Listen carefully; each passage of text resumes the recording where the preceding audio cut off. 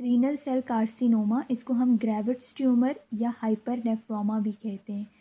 Kidney के proximal convoluted tubule से ये अराइज होते हैं and most common renal cell carcinoma is adenocarcinoma. इसके डिफरेंट रिस्क फैक्टर्स होते हैं। स्मोकर्स में हो सकते हैं, अगर एस्बेस्टोस का जिन पेशेंट्स का एक्सपोजर होता है उनमें हो सकते हैं, या वॉन हिप्परलिंडो सिंड्रोम के साथ एसोसिएट हो सकते हैं।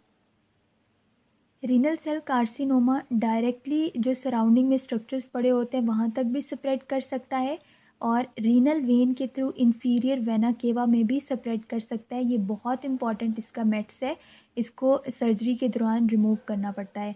इसके अलावा इसके मेट्स नोड्स में, लिम्फ नोड्स में जा सकते हैं और लंग्स और बोन्स में जा सकते हैं। ठीक है, इस वजह से इसकी कॉम्प्लिकेशंस बोन्स में भी होती हैं और लंग्स में भी होती हैं। रीनल सेल कार्सिनोमा का पेशेंट किस तरह से प्रेजेंट करता है? यूजुअली इनके अंदर ट्राइएड होती है। पेशेंट को एक तो यूरिन के साथ ब्लड आता है, जिस हीमाचूरिया, फ्लैंक पेन होता है और किडनी में मैस होता है, पाल्पेबल किडनी होती है। तो सिनेरियो के अंदर या तो तीनों पॉइंट्स बताए होंगे कि ब्लड आ रहा है वो यूरिन के साथ, और पेन हो रहा है फ्लैंक्स पे, और पाल्पेबल किडनी या कोई लंप या मैस, कुछ भी यहाँ पे कह सकते हैं।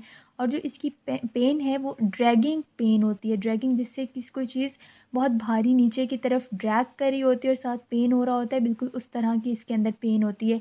लेकिन ज़रूरी नहीं कि ये तीनों फीचर्स हर सिनेरियो के अंदर बताए हों।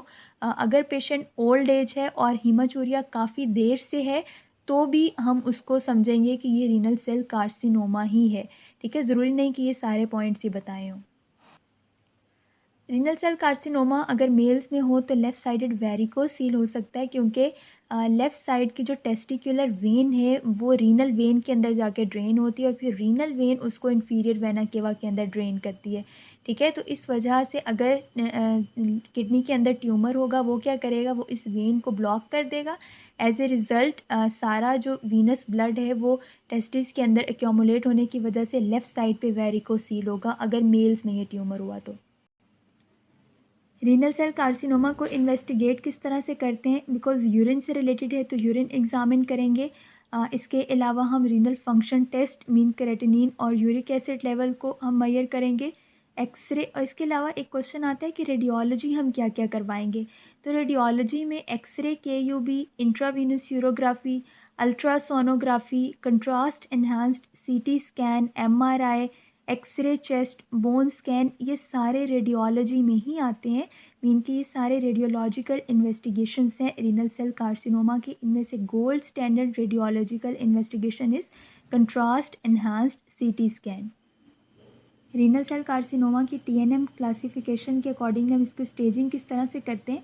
इसमें ये जो TNM क्लासिफिकेशन बहुत डिफ़िकल्ट करके लिखी हुई है, बहुत सिंपल अगर आप इसको याद करना चाहते हो तो T1 जो ट्यूमर होता है उसका साइज़ लेस देन 7 सेंटीमीटर और ये किडनी के अंदर ही होता है। ठीक है, T2 जो ट्यूमर है it is more than 7 centimetre, 7 से 10 या मोर देन 10 सेंटीमीटर्स, लेकिन किडनी के अंदर ही होता है। और जो T3 है वो ट्यूमर किसी भी साइज़ का हो सकता है, लेकिन वेन्स खास तौर पे renal vein inferior vena cava को इन्वॉल्व करता है और जिरोटा फेशिया तक एक्सटेंड करता है। T4 ट्यूमर जिरोटा फेशिया से बियॉन्ड एक्सटेंड करेगा और एड्रीनल ग्लैंड्स जो किडनी के ऊपर पड़े होते हैं उसको भी इन्वॉल्व करता है। Then nodal classification, N node, तो अगर कोई भी लिम्फ नोड मेट्स नहीं होंगे, अगर N1 होगा तो सिंगल लिम्फ नोड मेट्स, और अगर N2 तो more than 1 lymph node mets, lymph nodes involve होते हैं। इनके सर्जिकल प्रोसीजर्स ये ट्यूमर से रिलेटेड ही हैं। अगर तो ट्यूमर का साइज़ T1, T2 और T3 है, ठीक है, 3 में आगे A सिर्फ मीन रीनल वेन अगर इन्वॉल्व है तो उस केस में हम करते हैं रेडिकल नेफ्रेक्टमी। रेडिकल नेफ्रेक्टमी में हम लोग किडनी को रिमूव करते हैं, एड्रीनल ग्लैंड को रिमूव करते हैं, जिरोटा फेशिया को रिमूव करते हैं, और साथ में जो पड़े हुए लिम्फ नोड्स हैं उनको भी रिमूव करते हैं। तो T1, T2 और T3 यहाँ तक हम लोग सिर्फ रेडिकल नेफ्रेक्टमी करते हैं।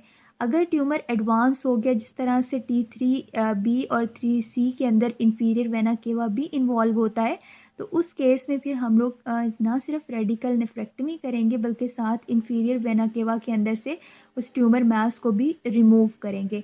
और जो T4 है ये अब मेट्स बहुत आगे तक स्प्रेड कर गए हैं, इस केस में सिर्फ हम पैलिएटिव ट्रीटमेंट देंगे। पैलिएटिव ट्रीटमेंट क्या होता है कि हम लोग रेडिकल नेफ्रेक्टमी तो करते ही हैं, लेकिन साथ में इम्यूनोथेरेपी और सिम्टम्स को करेक्ट करेंगे।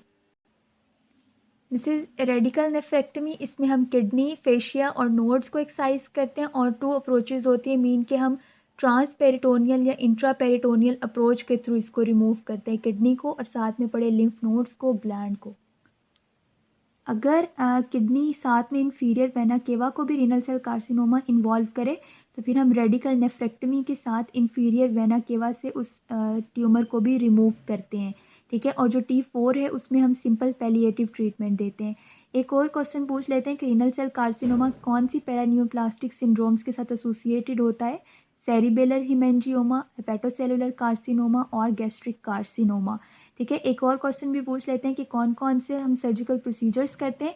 उसमें एक nephron sparing surgery, partial nephrectomy और रेडिकल नेफ्रेक्टमी।